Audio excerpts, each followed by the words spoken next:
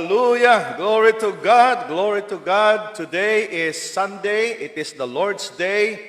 Sabi po ng salita ng Diyos, this is the day that the Lord has made. We will rejoice and be glad in it. Tayo po ay magsaya, magalak sa Panginoon dahil inutos po ng Diyos na tayo po ay palaging masaya. Amen? Can you say shout hallelujah? Praise the Lord. So, purihin natin ang Diyos sa umagang ito. Kung meron po tayong mga Biblia, at alam ko, meron tayong mga Biblia. Hallelujah. So, buksan po natin sa Hebrews chapter 12, verses 25 to 29. Yan po ang ating text sa umagang ito. So, good morning po sa lahat. Sa mga nanonood, sa ating mga kaibigan, sa lahat ng ating mga ka-Facebook, mga kakilala, at sa lahat ng nanonood, lalo na sa ating mga kapatiran, sa Jesus Our Refuge, Assembly of God. So we are live broadcasting from Tanawan, Leyte, Philippines. So glory to God sa ating mga kaibigan sa labas ng bansa. Magandang umaga po sa inyong lahat. Sa inyo, magandang gabi o magandang hapon. Purihin natin ang Diyos. So, buksan po natin sa Hebrews chapter 12, verses 25 to 29. Basahin po muna natin sa verse 25. See to it that you do not refuse him who speaks. If they did not escape when they refused him who warned them on earth, how much less will we if we turn away from him who warns us from heaven? Verse 26, Hebrews 12:26. At that time his voice shook the earth, but now he has promised, once more I will shake not only the earth, but also the heavens. 27, the words once more indicate the removing of what can be shaken, that is, created things, so that what cannot be shaken may remain. 28, therefore, since we are receiving a kingdom that cannot be shaken, let us be thankful and so worship God acceptably with reverence and awe. For our God is a consuming fire. Tayo po'y manalangin. Father God, in the name of Jesus, we humbly come before you, Lord. Today is Sunday, the Lord's Day, at purihin ka, Diyos, sa aming mga buhay at sa buhay ng iyong mga anak nandoon sa kanilang mga tahanan. Lord, our prayer this morning that your Holy Spirit ay kumilos sa aming mga buhay because we believe that in your presence there is fullness of joy at walang limit, Panginoon, ang aming mga pagpupuri. Salamat po, Panginoon, sa iyong presensya sa umagang ito na dumadaloy sa bawat buhay ng iyong mga anak, Panginoon. Sa lahat ng mga nanunood ay maramdaman nila, Panginoon, ang iyong presensya, ang iyong mga biyaya, Panginoon, na patuloy na dumadaloy sa aming buhay kahit sa gitna ng mga sirkumstansya, Panginoon, that kami, Panginoon, ay magiging masaya at patuloy na maging matibay sa aming pananampalataya. Panginoon, this is our heart's desire this morning. Lord, na ikaw ang Diyos na patuloy na mag-encourage sa iyong mga anak sa umagang ito. Ito po ang aming samot dalangin sa pangalan ni Jesus. And everybody say, Amen and Amen. Hallelujah. Hindi lang Amen, mag-react po kayo mga kapatid. Just say something. Good reaction, hindi lang amen, hindi lang good morning, kundi anong nilalaman ng iyong puso, isulat niyo po sa comment section because nababasa po ito ng lahat ng tao sa buong mundo. Hallelujah! Glory to God! Okay? So, be engaged sa gawain ng Panginoon. If this is your first time na mag-log in, mag-tune in po sa programang ito, sa worship service na ito. This is a live Sunday worship ng Jesus Our Refuge. Welcome po kayo. Hallelujah. Welcome to Jesus Our Refuge, Assembly of God. hindi po ito relihiyon, hindi po ito organisasyon. Ito po ay isang grupo ng mga tao na nagpupuri sa buhay na Diyos. Hallelujah. So, mga kapatid, let's welcome our newcomers this morning. Purihin natin ang Diyos. Hallelujah. Glory to God. Purihin natin ang Diyos. All right. At palakpakan natin ang Panginoon. Hallelujah. Glory to God. Glory to God. Amen and amen. All right. So, ano po ang topic po natin ngayong umaga? Okay? Ang ating pong topic is a kingdom that cannot be shaken. Sulat niyo po, a kingdom that cannot be shaken. Isang kaharian ng Diyos na hindi mayayanig. Amen? Isang kaharian ng Diyos na hindi mayayanig. Purihin natin ang Panginoon. Hallelujah. Pastora. All right? Okay?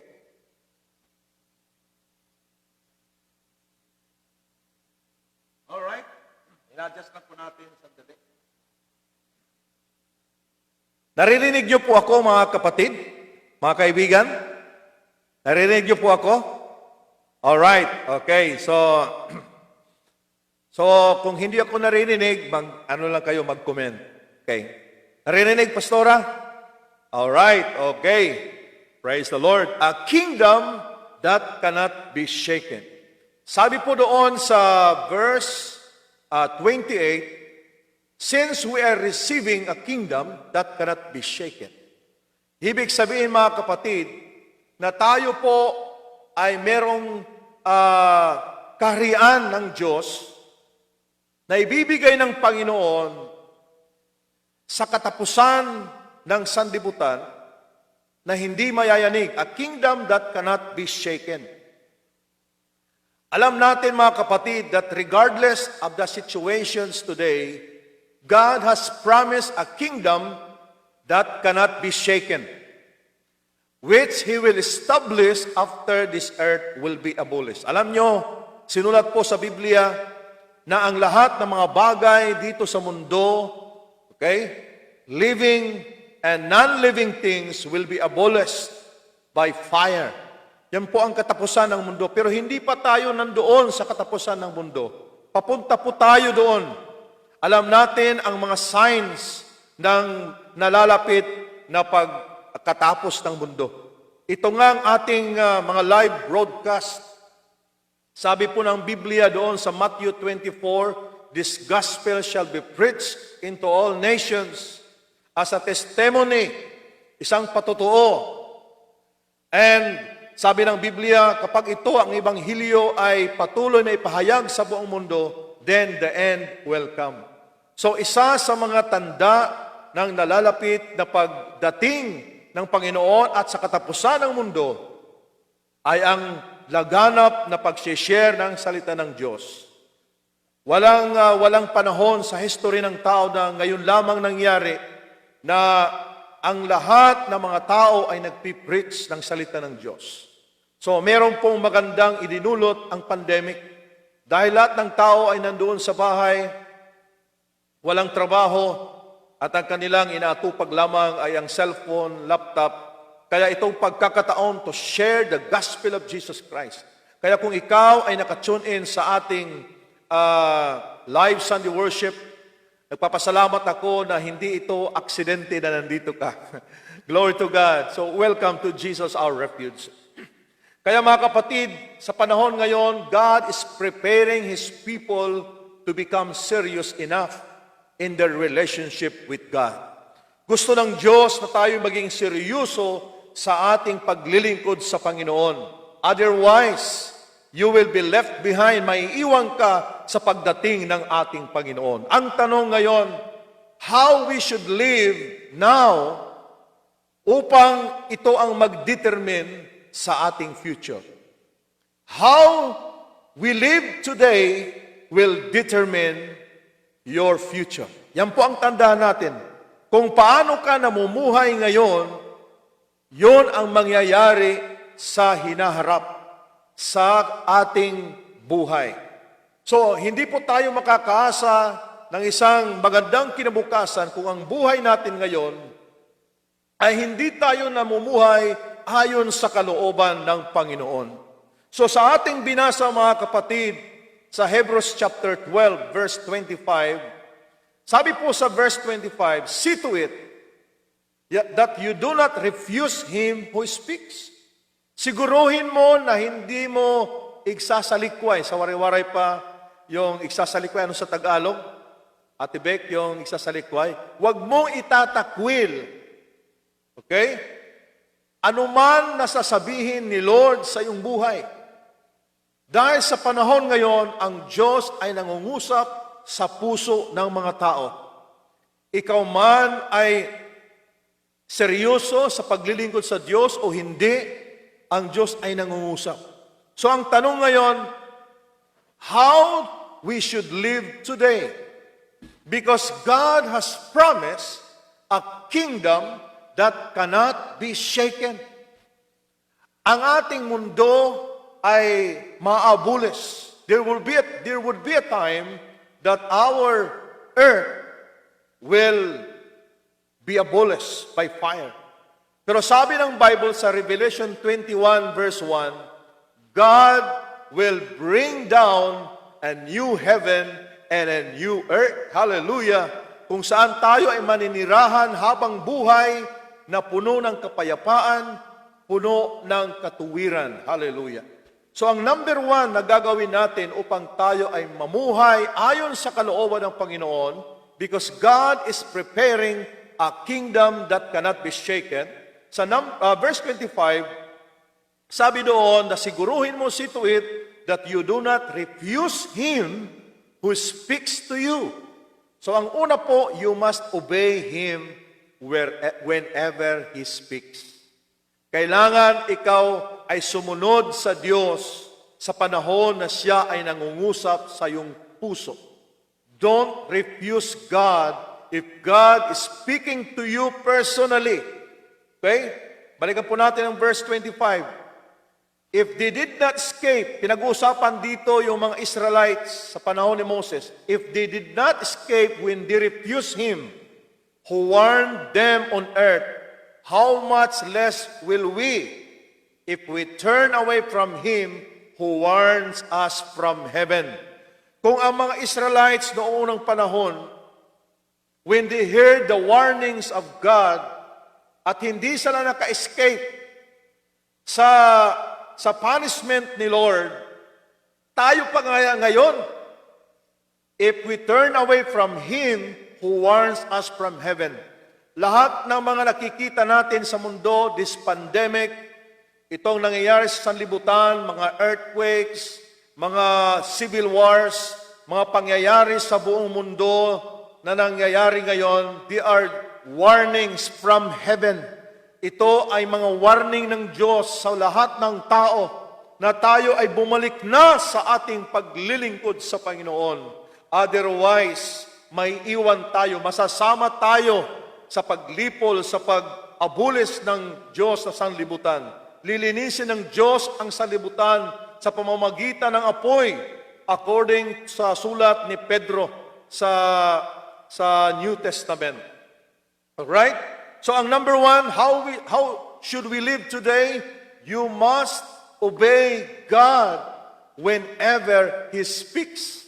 Nangungusap ang Diyos, minsan nangungusap ang Lord sa ating puso, na tigilan na natin ang ating masasamang gawa. Tigilan mo na ang mga bisyo sa iyong buhay. Itigil mo na ang kasalanan na madali tayong nangihina. Lahat ng mga bagay dito sa mundo na siyang pumipigil sa atin na tayo ay mapalapit sa Panginoon, ay dapat nating i-stop na, mga kapatid. Hallelujah. Dahil ang ating sitwasyon sa mundo ay hindi natin ito titigil. Patuloy ang Diyos na magwawarning sa ating buhay dahil nalalapit na ang pagdating ng Panginoon at nalalapit ang katapusan ng mundo. Yan po ang sabi sa Hebrews 12:25. Don't refuse Him who speaks. Amen? Hallelujah. Number 2, hindi lang you must obey Him whenever He speaks. Sabi po doon sa verse 26 to 27. Basahin po natin. Hebrews chapter 12, verse 26. At that time, his voice shook the earth. But now he has promised, sabi ng Biblia, once more I will shake not only the earth, but also the heavens. Verse 27, the words once more indicate the removing of what can be shaken. Sabi ng Panginoon, yayanagin ko uli ang sanlibutan, gaya ng nangyari doon sa Mount Sinai, nung nagpakita ang Diyos kay Moses sa isang burning bush, sa isang halaman na nag-aapoy. The mountain of Sinai was shaken. The presence of God shook the earth. At sabi ng Panginoon, the words once more in verse 27 indicate the removing of what can be shaken. Ang lahat ng bagay na nayayanig na nasishaken, matatanggal. Kaya kapatid, huwag kang magpayanig sa iyong pananampalataya. Tibayan mo ang iyong paglilingkod sa Panginoon. Sabi dito, that is the created things. We are created beings. Lahat ng ginawa ng Diyos will be shaken, so that what cannot be shaken may remain. Hallelujah! Kaya manatili tayo na matibay sa ating paglilingkod sa Panginoon, because what cannot be shaken may remain. Kung ikaw ay nangihina at ikaw ay mayanig, talagang hindi ka mananatili. Hallelujah! So, ano po ang pangalawa? Hindi lang na tayo ay mag-obey whenever He speaks. How we should live today. Number 2, be ready. Sabihin mo sa iyong sarili, I am ready. I am ready. Kapag meron pong mga disaster, kapag meron pong mga sakuna, the word po ay be ready always. Okay? Number 2, be ready and be strong in the midst of shaking. Okay? Be ready and be strong in the midst of shaking. Lahat ng tao ay sineshake ni Lord. Okay? Whatever is your religion, whatever is your status in life, mayaman ka man, mahirap, okay? Mayamang bansa o mga developing countries, anuman ang iyong nationality, ikaw man ay Pilipino, ikaw man ay foreigner, lahat ng tao ay dumadaan ngayon sa pagyanig, shaking. Of course, merong mga earthquakes na natural na pagyanig. Hindi natin maiwasan yan ang sanlibutan every day. Okay? Habang tumatagal, marami pong mga pagyanig ng earthquakes. Every day, there are recorded more earthquakes than yesterday. Bakit? Ito ay simbolo ng pagyanig ng Diyos ng sanlibutan. Pero hindi lamang pagyanig sa lupa, sa mundo, ay pagyanig ng pananampalataya ng Diyos sa Diyos upang makita ang kung sino ang tunay na mga anak at sumasampalataya sa buhay na Diyos. This shaking is also a spiritual happening. Okay? Na nangyayari sa buong mundo na lahat ng mga tao na sumasampalataya sa buhay na Diyos ay niyayanig ng Panginoon. Bakit? Upang ang matibay ay siya lamang magtatagumpay. Hallelujah. Kaya, the good news is, ang mga anak ng Diyos na connected sa Panginoon ay kahit merong mga problema, mga circumstances, na parang lindol na yumayanig sa ating buhay, sa ating pananampalataya, by the grace of God and by the power of the Holy Spirit, tayo ay mananatiling hindi mayayanig because God is with you. Hallelujah! God is in you. And the power of the Holy Spirit is within us to give us the power to overcome every circumstances. Purihin natin ang Diyos. Purihin si Jesus. Hallelujah. So be ready mga kapatid. Dahil sabi ng Panginoon, once more, I will shake the earth. Okay? At ang maiiwan lamang yung hindi mayayanig. Hallelujah. Kaya kung yung mga kunting-kunting problema, mga financial need, mga sakit, yan ay maliliit na bagay lamang mga kapatid. Kung ikaw man ay buhay ngayon, sabi ni San Pablo, if I live to the Lord. If I die to the Lord. So what? Kung ako'y mabuhay at mamatay, ang importante, I belong to the Lord. Kung ikaw ay nabubuhay at you do not belong to the Lord, pag namatay ka, you do not belong to the Lord. How you live today will determine your future. Huwag kang umasa na ang buhay mo ay magkakaroon ng magandang kinabukasan sa huling panahon kung ang buhay mo ay hindi namumuhay ayon sa kalooban ng Panginoon. Praise the Lord.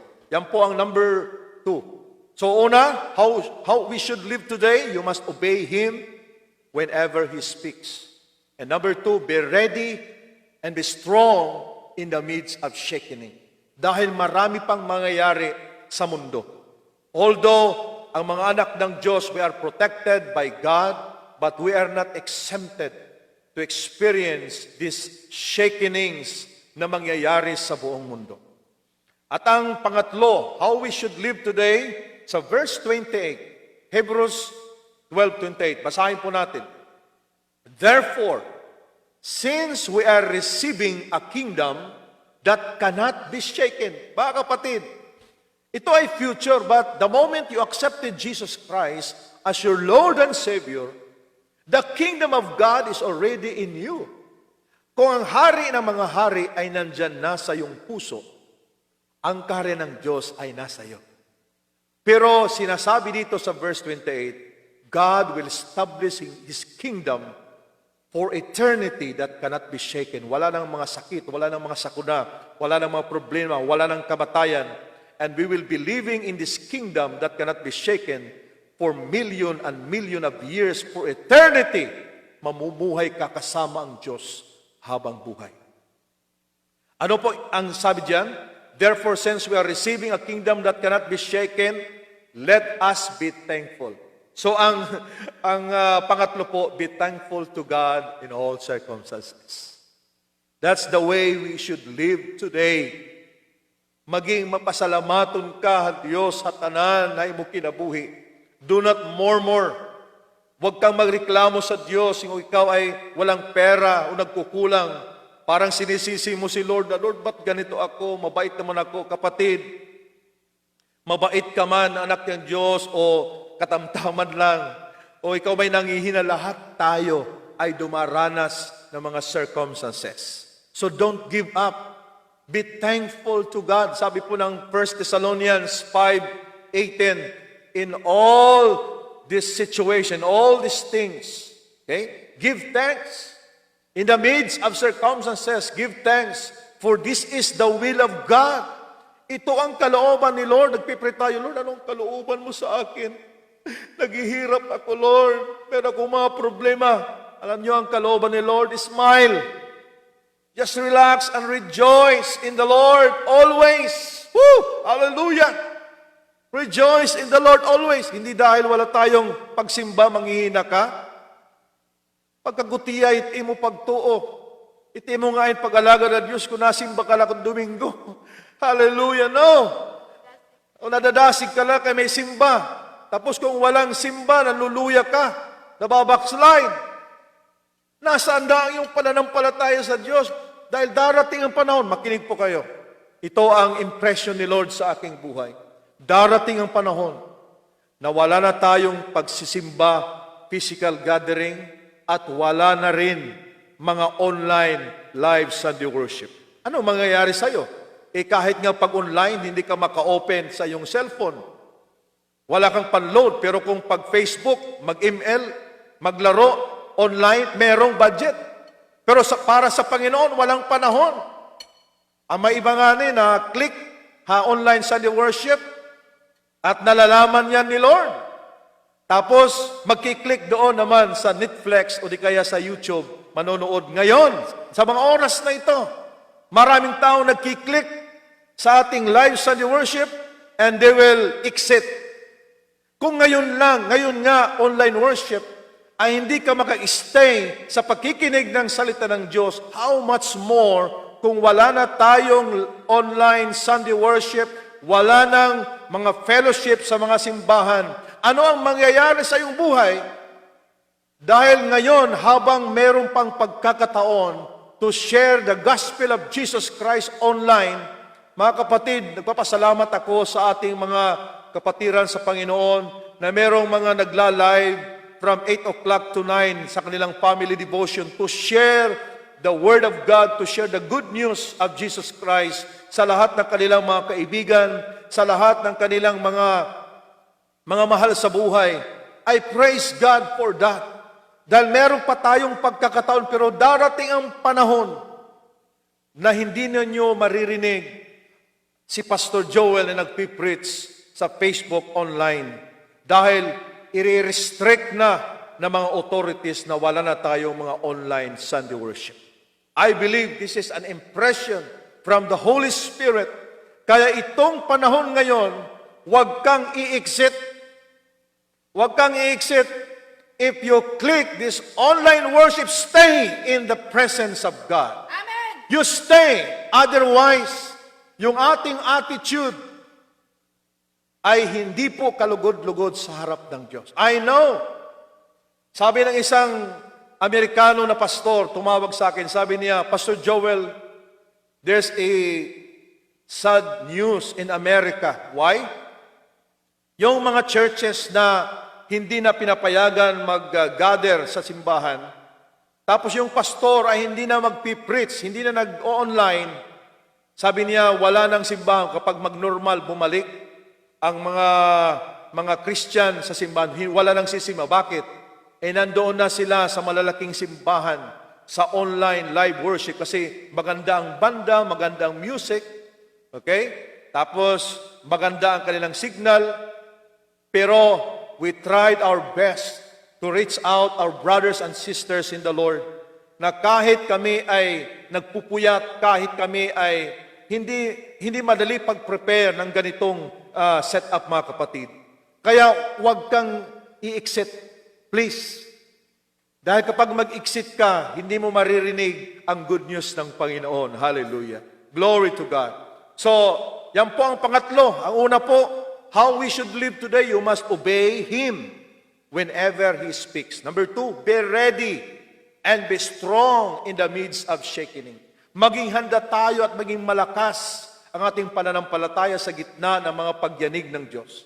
At ang pangatlo, be thankful to God in all circumstances. Yun po ang sabi sa verse 28, therefore, since we are receiving a kingdom that cannot be shaken, let us be thankful. At ang panghuli, and so worship God acceptably with reverence and awe. For our God is a consuming fire. Ang pangatlo, be a worshiper. How we should live today?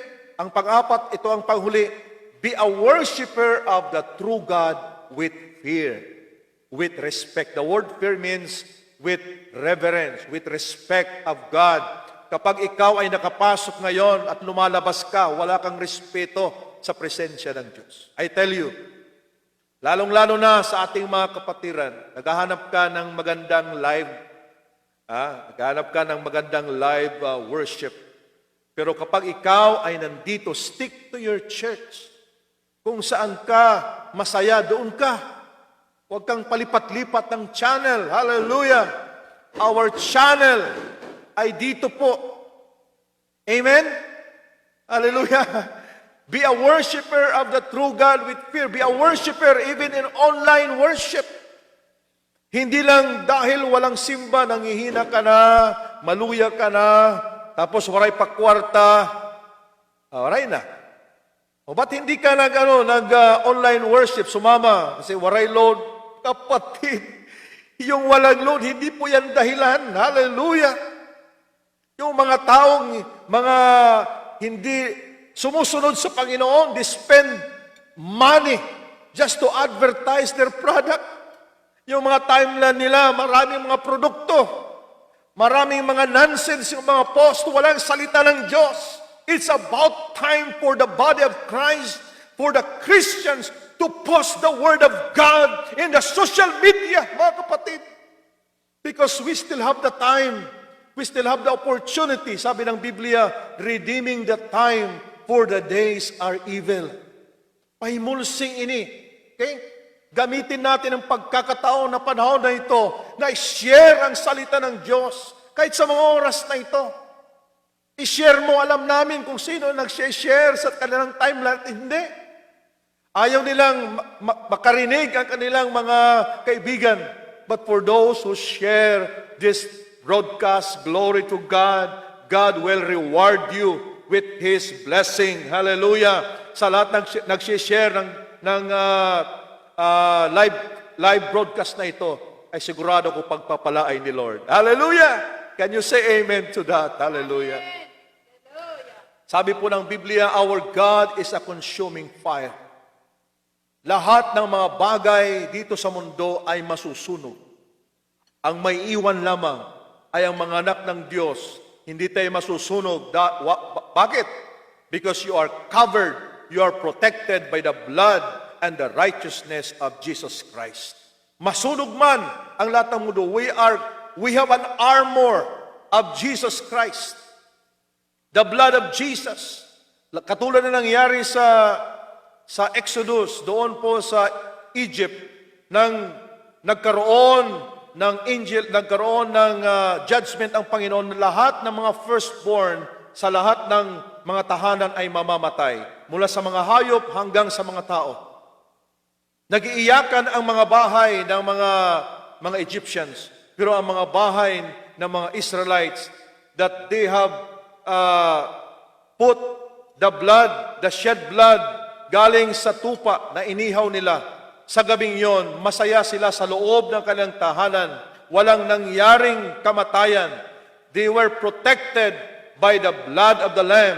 And this blood of the Lamb is the blood of Jesus Christ. We can apply the blood of Jesus today na anuman ang mangyari sa mundo, yanigin man ang buong mundo ng mga problema, kahit anong mga circumstansya, kahit anong mga pandemic, you will remain in the presence of God because you are protected by the power of the blood of Jesus. Hallelujah! Hallelujah!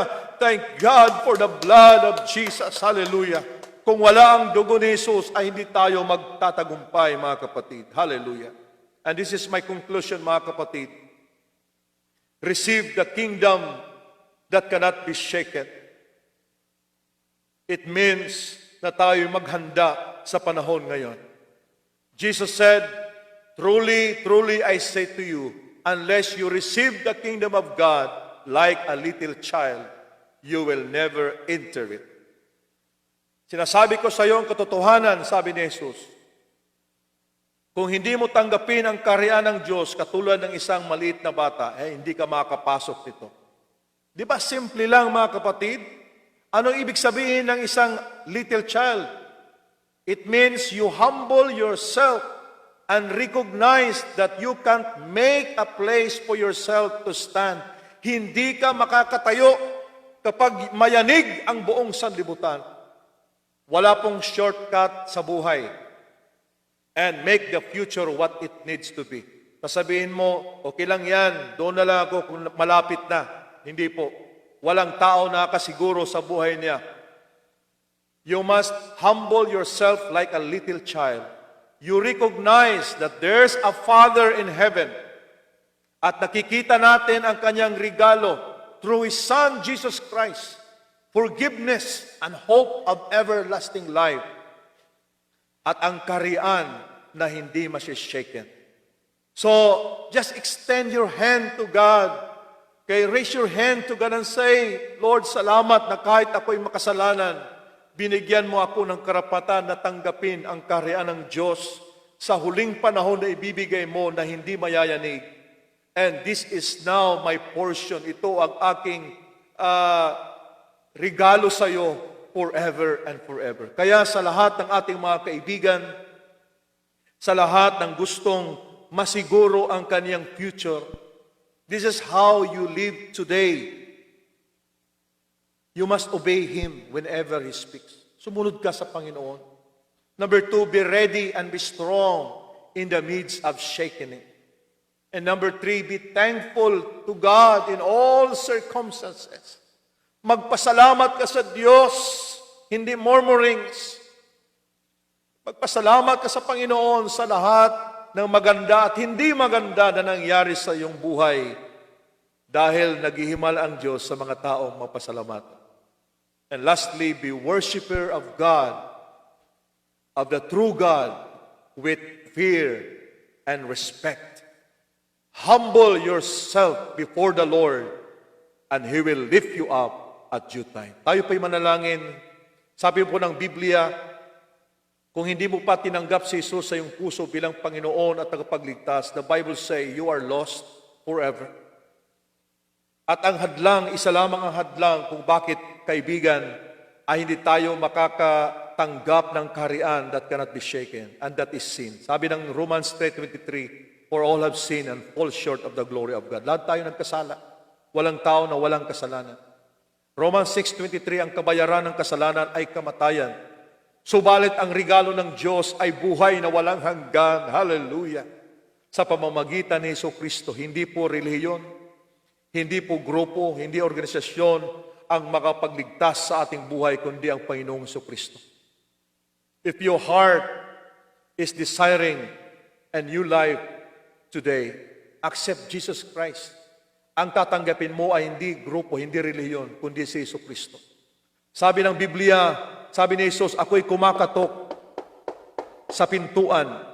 Kung ika'y makarinig ng aking tinig at buksan ang pintuan, ako'y papasok sa kanyang tahanan at ako'y sasama sa kanyang hapagkainan.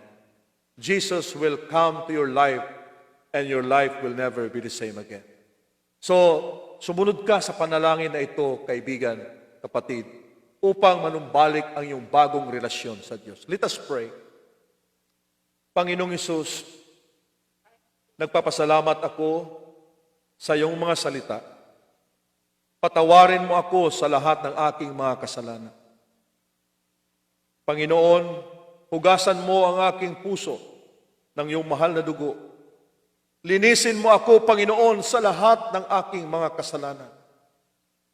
At sa mga oras na ito, tinatanggap kita bilang Panginoon at tagapagligtas ng aking buhay. At mula sa araw na ito, ako'y susunod sa iyo dahil ikaw ang Diyos na buhay na aming pinaglilingkuran. Salamat, Panginoon, sa iyong presensya. Salamat, Panginoon, sa iyong pagpapatawad sa aking mga kasalanan. Salamat, O Diyos, sa pangalan ni Jesus. Amen and amen. Mga kapatid, kung tinanggap mo si Jesus sa iyong puso, sa mga oras na ito, sabi po ng Biblia, sa lahat ng tumanggap at sumampalataya sa Kanya, ay binigyan ng karapatan na maging anak ng Diyos. And you have now the right to receive the kingdom that cannot be shaken. Tayo po'y manalangin. Panginoon, I pray in the name of Jesus sa iyong mga anak sa mga oras na ito. Pagpalain mo ang kanilang mga buhay, Panginoon. Bless them, Lord, supernaturally. Bless their families, Lord. Bless their jobs. Lord, sa lahat ng merong karamdaman sa katawan, anumang mga karamdaman sa pangalan ni Jesus, we destroy, Lord, we command that sickness and disease to depart in Jesus' name. At sa lahat ng iyong mga anak, Panginoon, na nanghihina, Lord, nadi-discourage sa mga oras na ito, encourage them by the power of your Holy Spirit. Panginoon, pinupuri ka namin at pinapasalamatan. Salamat, Panginoon, sa iyong presensya. We give you all the glory, the honor, and praise in Jesus' name. Amen.